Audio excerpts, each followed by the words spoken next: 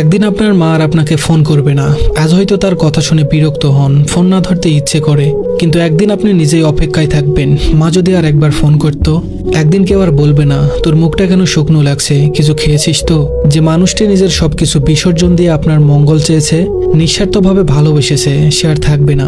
আপনি চাইলেও আর সেই ভালোবাসার ছাই ফিরে যেতে পারবেন না।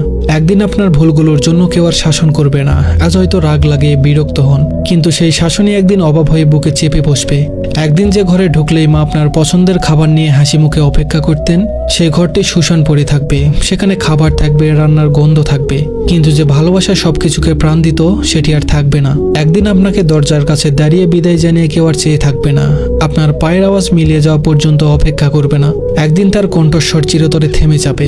একদিন আপনি তাকে ডাকার জন্য চিৎকার করবেন, কিন্তু কোনো জবাব পাবেন না। তার হাতে মাথায় হাত বুলিয়ে দেওয়ার আর কেউ থাকবে না। রাত জেগে আপনার জন্য চিন্তা করার মানুষটি আর থাকবে না, যতই ব্যস্ত থাকুন না কেন।